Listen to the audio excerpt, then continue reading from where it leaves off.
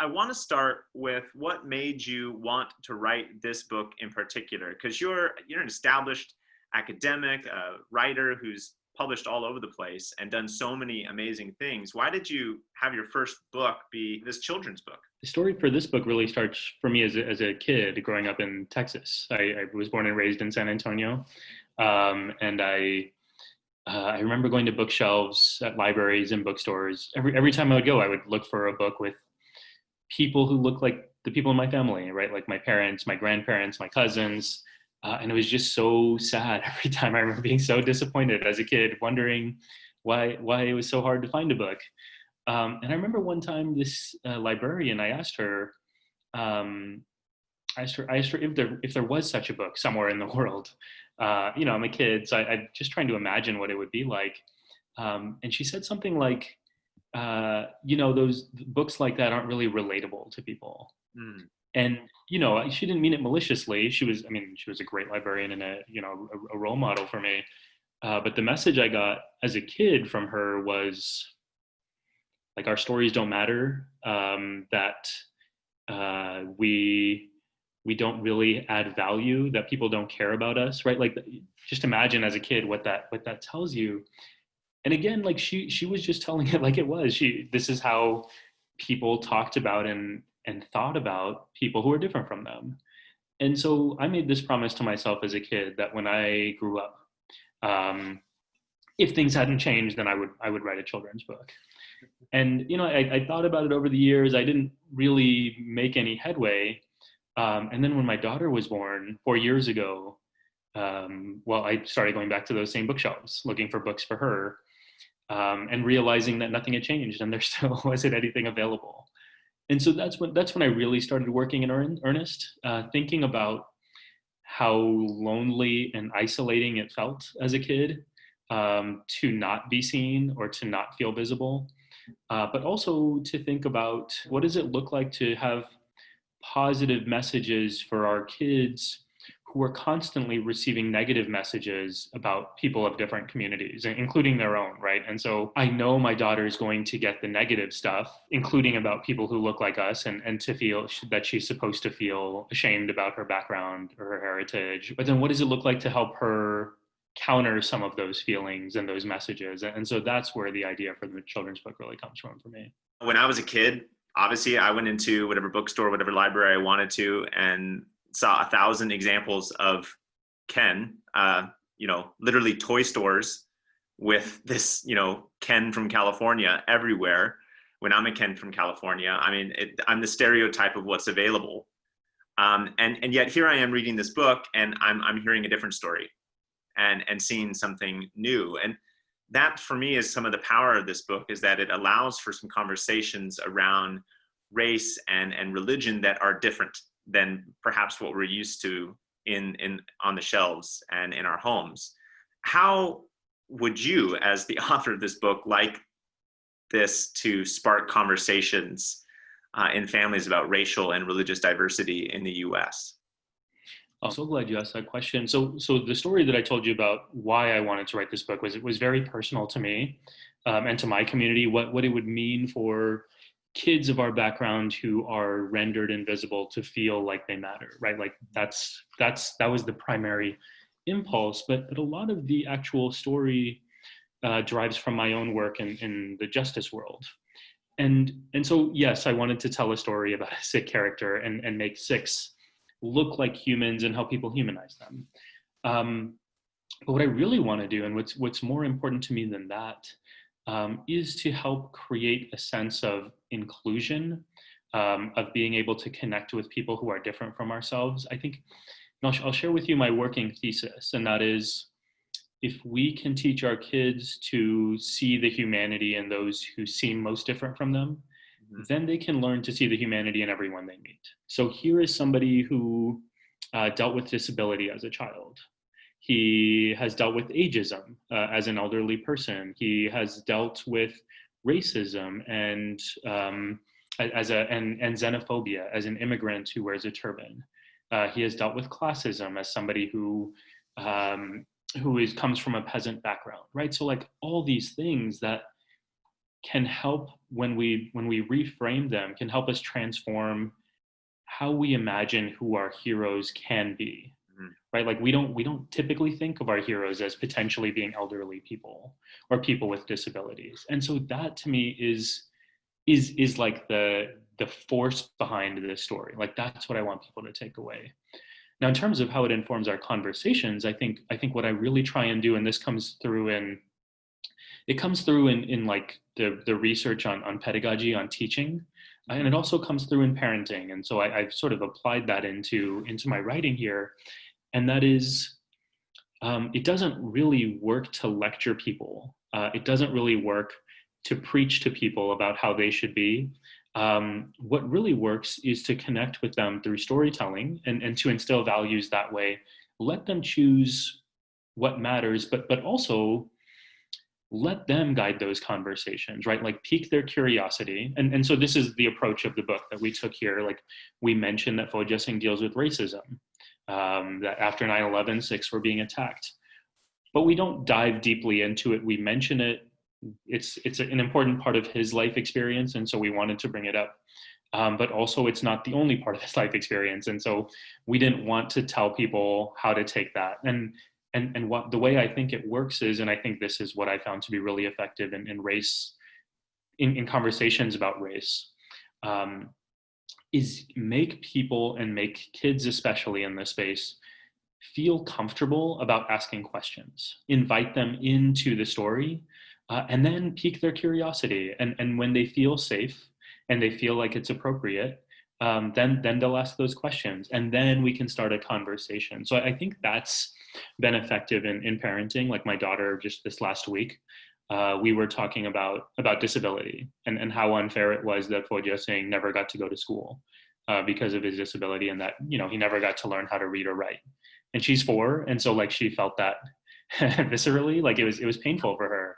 But she really identified with that, and we ended up having, we've read the book at least 20 times together. That was the first time she picked up on that. And I never forced her to think about those issues. It was her leading that conversation. And I think that's what we need to do as a community, right? Like we need to have these spaces where we feel comfortable talking about issues seriously. And then when we do, creating opportunities for us to have those conversations, right? Like exposing ourselves to difference so that we then feel moved to ask questions about things that feel like they matter. And these things really do matter, right? Like race in this country really matters. Religious difference in this country really matters. And so what are we doing proactively to facilitate those conversations so that we can be better? I think that's the question we need to be asking ourselves. As one religious father to another religious parent, what would you recommend for people of faith as they approach this book or other books, or just the reality of the world around them, that we live in a religiously diverse space and place, no matter where we are?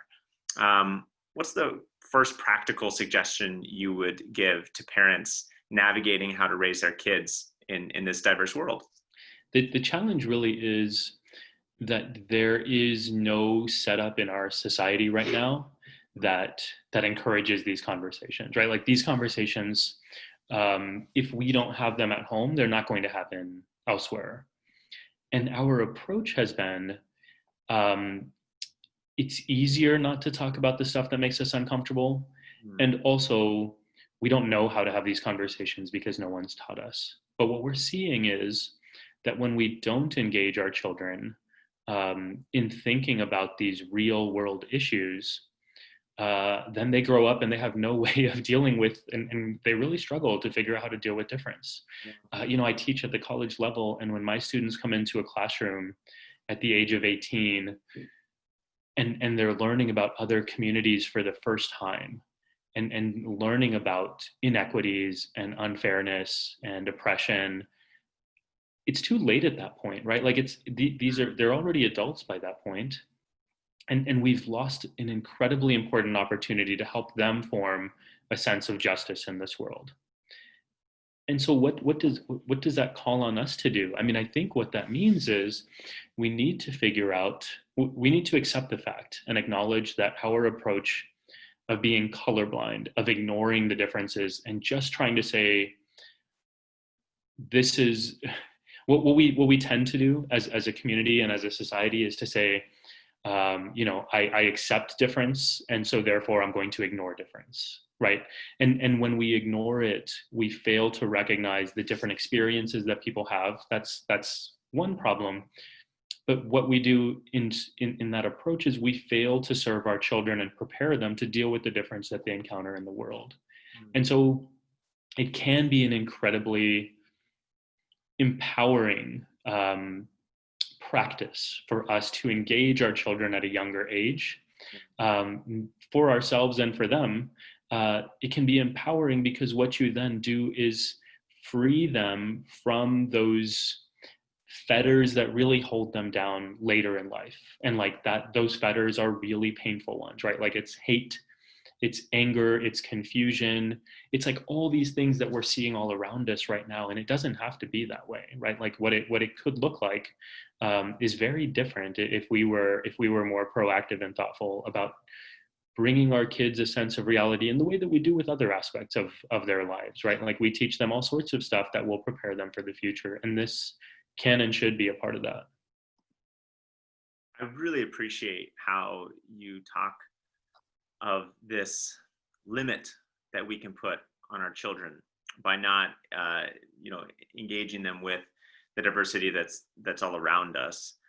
Because I recognize the limits that I have in my own life, even growing up in Los Angeles, which is an extremely diverse place, and how that shaped my life for years to come in terms of the different people I met and interact with and was friends with growing up.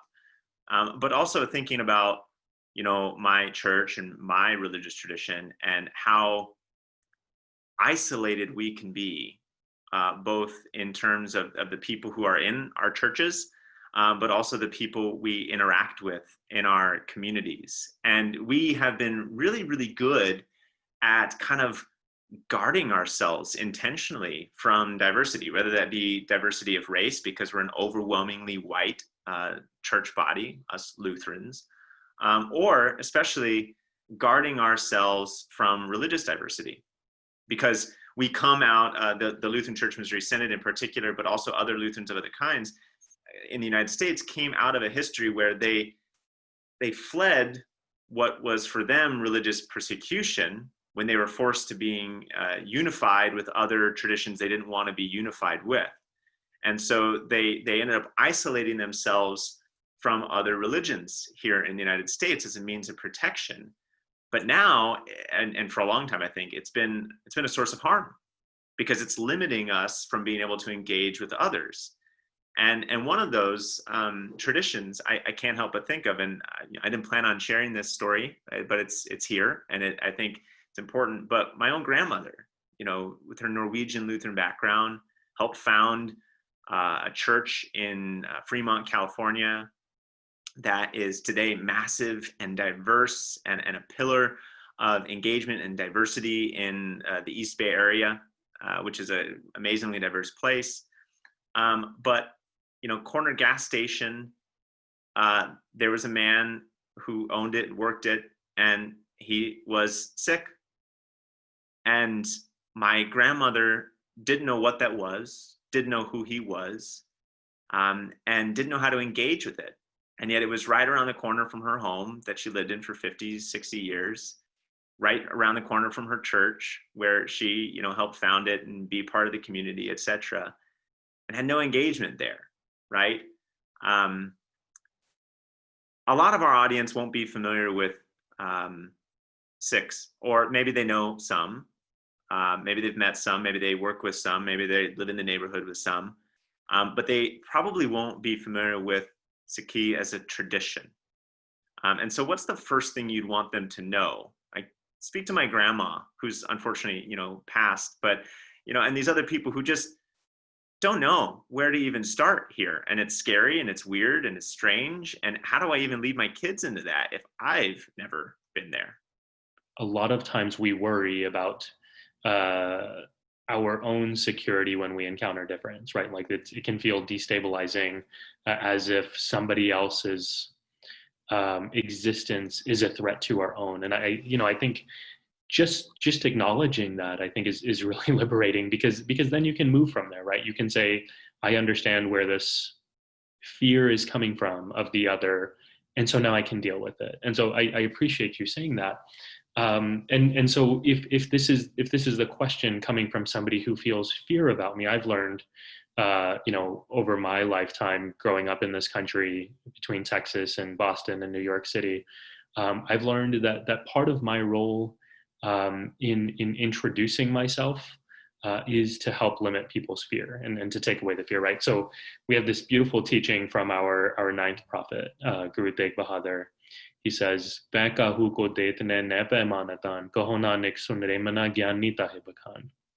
He says, the truly wise person is someone who feels no fear and does not instill fear in others. And so part of that, I mean, it's really drawn from this tradition of compassion. So that to me is part of the approach, right? Like, what do I say to somebody who feels fearful of me, which happens often?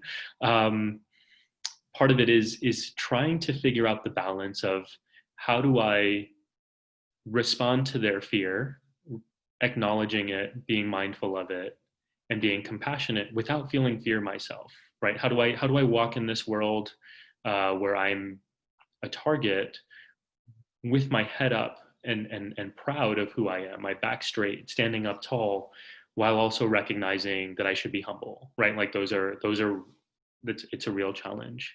And so that's just to sort of foreground where I'm coming from when I'm thinking about how to talk about my tradition. I think probably what's helpful here in terms of introducing Sikhi is to really just talk about the core values, which I think will resonate with most people around the world. The three basic teachings for us are oneness, love, and service. So the core belief, the first thing we learn as kids, the first thing I learned, and the first thing I've taught my daughters actually, is this idea of ikonkar, which means there is one connected force that unites all of us, and everyone has the same divine light.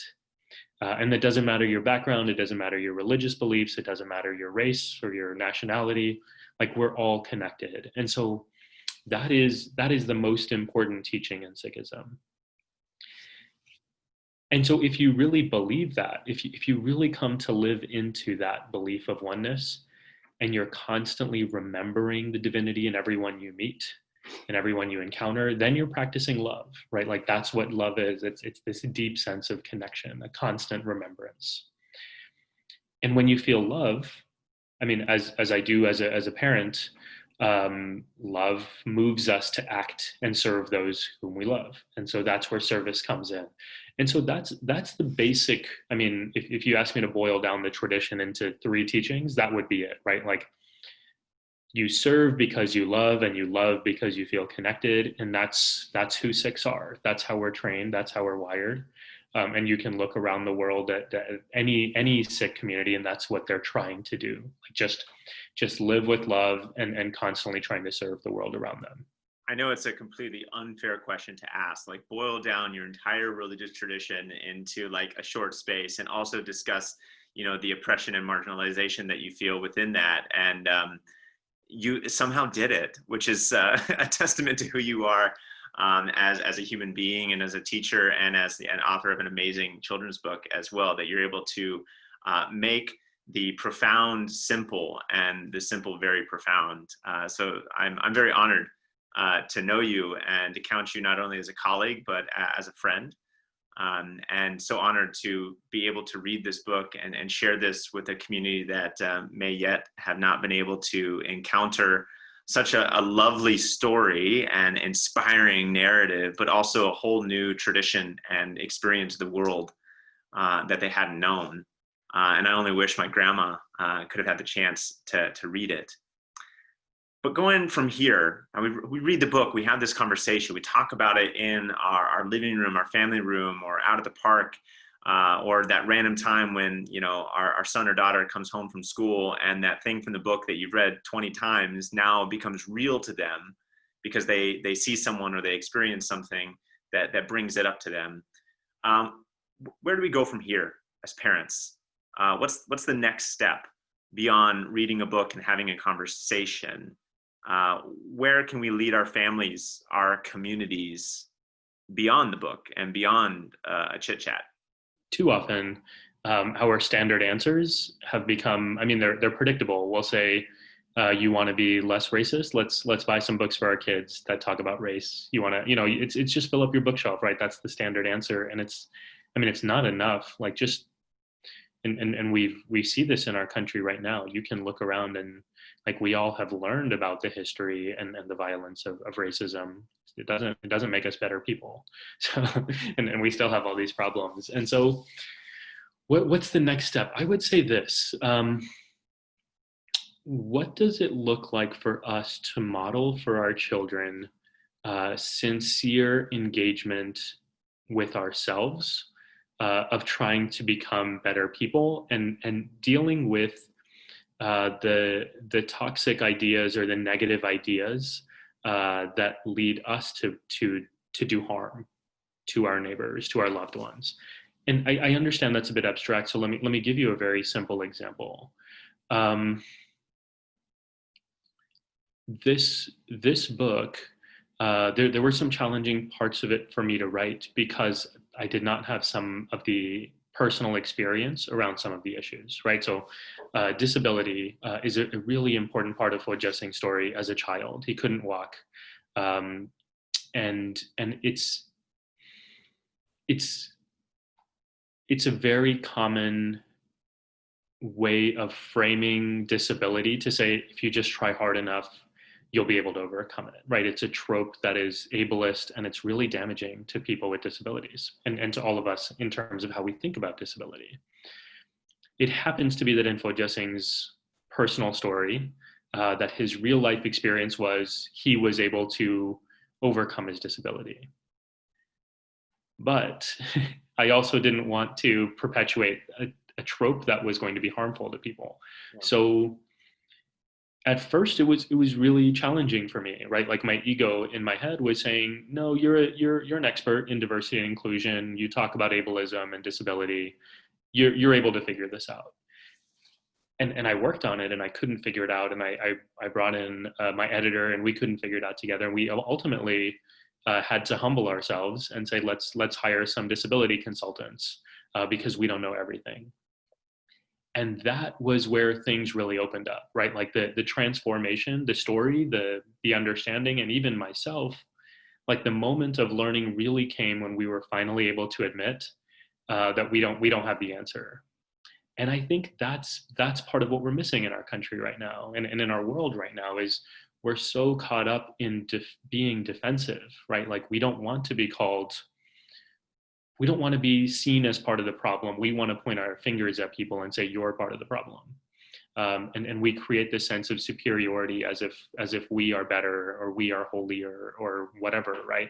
And so what's the answer here? What do we need as a collective? I think what we need is a shot of humility, right? Like what does it take for us to bring ourselves down a notch and to deal with ourselves internally? Well, it's to accept the fact that like we're not perfect, that we are vulnerable to these ideas that cause damage, and we have been perpetrators of these bad ideas, of these racist ideas, of these ableist ideas, and saying, you know what, I care enough that I want to be better.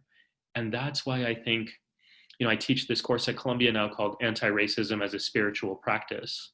And that's what I mean by that. Like it's not just anti-racism. Yes, there are a lot of things we have to deal with outside of the world, outside of ourselves, right? Like institutions and ideas and people, but the ideas are also inside of us. And once we can accept that, then we can get into a daily practice of looking within and saying, this is how we can be better. I think that is, it's not the easiest practical step for us to take, right? Like it would be a lot easier if it was go buy more books of people of different backgrounds, right? Like that's also a thing we should do. But I think the most helpful thing that I've seen is to acknowledge that these issues are within us, that we need to do some deep introspection and to do some excavation, right? Like do the work of digging out these issues within us so that we can be better. Martin Luther. He wrote a book called On Christian Liberty, or On the Freedom of a Christian. You know, gosh, you can go in about 1,000 different directions with that theme, right? What is it to be free as a Christian? And particularly in the United States, there's a lot of stuff that we have kind of swirling around about freedom and liberty and Christianity and US identity and all of that stuff. And I won't dig too deep into there, but he wrote that freedom as a Christian means that, you know, we are perfectly free, lords of all, as he put it in his kind of a late medieval language, because of who we are in Christ. That's what we believe, that we are free from all sin and error and horror and evil in this world, because we're forgiven, we're given grace, we're given gospel. But then he says, we are perfectly dutiful servants of all. And there he meant that we are servants to our neighbor, and that's our freedom, that we are freed from the baggage of the world and its stuff, so that we can serve others in the midst of the world and its stuff, and our part in that as well. That we're to turn toward others and give ourselves completely, to empty ourselves of the junk that we have contributed to the world, but then also serve the people around us in humility and in love and compassion. And the first step in doing that is being honest about how we've not done that, and then being real to addressing who that person is and how they are in the world, and not trying to skirt around it or pretend it's not there, or ignore it in some other way. And so I thank you for helping me and others within the Lutheran tradition be dutiful servants of all, and to be a better Christian because of it.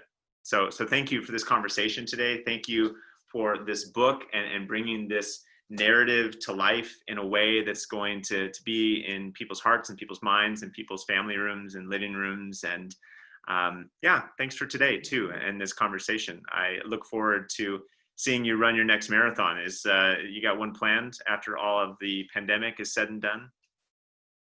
Yeah, New York City was actually just this weekend, so it was postponed due to COVID. So hopefully next year in New York. Yeah, I'm hoping for Berlin next year too. So we'll see. Oh, Berlin's is supposed to be amazing. Oh yeah, I hope you love that.